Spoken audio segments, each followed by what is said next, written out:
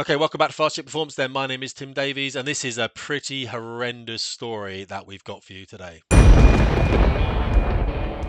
Russian helicopter pilot who defected to Ukraine, shot dead in Spain. This is a crazy story, but yet it's understandable as well, to be fair. So Maxim Kuzmanov's body was found with gunshot wounds last week in Alicante, southern Spain. Now, we're going to go through this article, and it's going to take us maybe a couple of minutes, but there is a film that the Sun newspaper have put out, and the film is actually got quite interesting. It's actually quite good for clarifying a lot of these issues. So the Russian pilot who defected to Ukraine last year has reportedly been found dead in an underground car park. What this article goes on then, it tells you basically he was flying between two Russian bases. He was a Russian pilot. He didn't believe in the war. He felt it was genocide against the Ukraine people and the Russians in eastern Ukraine as well. So what he did then, he took his helicopter, an Mi-8 that was used for transporting aircraft parts. As part of an operation, he'd already called the Ukrainians ahead and said, hey, I want to defect, please. They said, yep, come over, we'll give you cash. I think it was like $400,000. And they were going to place him in Ukraine, keep him quite safe. So what he did, he actually landed in the Kharkiv region of Ukraine instead. Now, he had two crew members. This is the awful thing about this, guys. This tears me up. Two crew members on that. I think a crewman down the back and a navigator in the helicopter as well. They fly unarmed, and both those guys were killed. Now, it doesn't say whether... It says here that he shot and killed the two crew members. Now, what he says in the video in a minute was that they landed, he tried to persuade them it was going to be fine because he negotiated this deal, and then they sprinted out the helicopter and they ran for the trees and the border with Russia, and they were killed then by Ukrainians. So who knows what's going on? Either way, this young man is responsible for the death of those two crew members. There's no two ways about it. There's ways that you can object to conflict if you want to. And I would argue that this is not the correct way of doing it. But he's dead now anyway. Of course he's dead. There's no way you're going to be left alive. The GUR, the Ukraine's military intelligence, said that they kind of got him to defect here. And then you'll see in a minute the Russians' response. They're going to find you. The Russians are going to find you. They really, really are going to find you. The Russian state media claimed at the time, and we know, of course, there can be a lot of disinformation within the Russian state media, that Mr. Kuzmanov shot and killed two crew members on board the helicopter. Crazy. But what Russia says here is the traitor and criminal became a moral corpse at the very moment when he planned his dirty and terrible crime.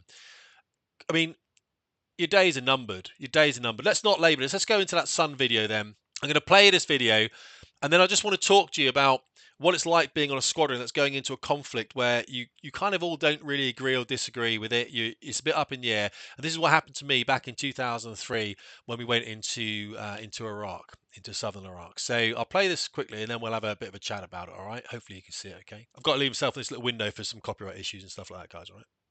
Maxim Kuzminov, the pilot of the Russian Mi-8 helicopter that ended up in Ukraine, has revealed that during the final stage of the operation, he persuaded the crew to surrender to the Ukrainian side, but they got scared, turned aggressive and ran towards the border after landing.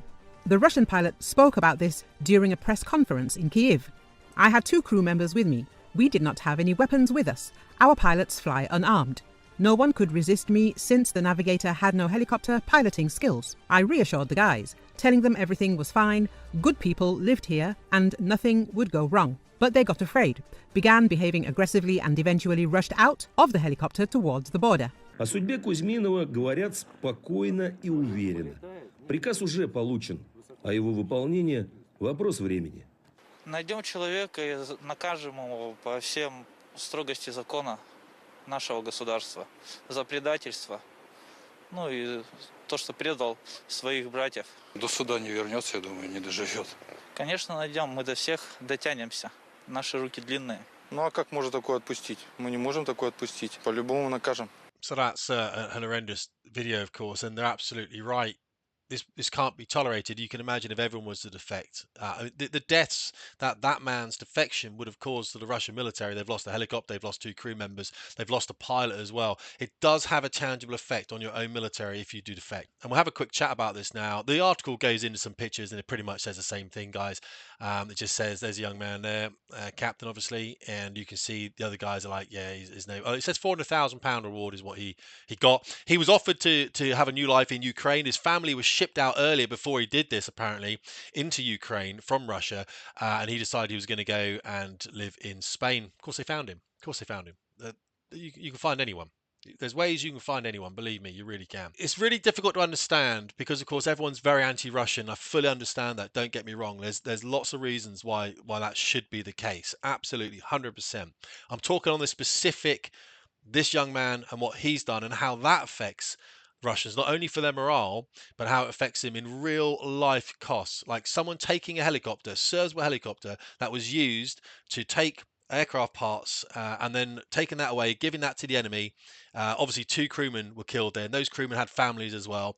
And I believe he was responsible for the deaths of those crewmen. They had no choice, unfortunately, so they died. Obviously, the families lost those 2 people, and Russia lost those 2 people as well. So your comments are quite interesting for me on this, guys, because when I went into Iraq back in 2003, there were a few of us that were like, hang on a second, this is a bit weird. Why are we going to Iraq again? Because remember, we were in Afghanistan, then we're going into Iraq 2003. And a legal representative came up from London, and she sat there in front of the whole squadron, and she actually said to us, look, we don't have a UN mandate. We got the previous one from 91 that we're trying to use. But at the moment, if you were to drop munitions in Iraq, we can't guarantee you're going to be safe in a court of law. That's what she said. We kind of looked around the room like, what's going on? But we all kind of said, as I said, there was a Kinloss doctor, I believe, that did say, I don't believe in this, and he wasn't forced to go. But everyone around the room looked around, and we all knew that anyone could have said, I don't want to do this. And it would have been worked out, and they wouldn't have to go. But everyone on the squadron, when you work closely with people and everything, you're going. And here's the other thing as well, I tell people, make that decision before you go. Do not be that person that's out in the theatre telling you you're not going to do the job. No one's interested in that kind of person, right? So if you've got issues with it, then you make that decision. You make it early. Even before you join the military, make the decision if you don't want to go into conflict. A lot of these conflicts, when we use hindsight, we can regret a lot of things that happened, but we don't have the information at the time. No one really does. And I think history will look back on this conflict in a very similar manner. I thought that might be interesting. I'm interested in your comments on this, guys. The way I see this war, Russia with Ukraine, I'm called a Putin apologist a lot. That's not the case. I read a lot of history. I go back a lot, far, far, and I see things slightly differently to most people, of course, but I'm not saying I'm anti-Ukrainian because I'm not. That's not me. You know that, right?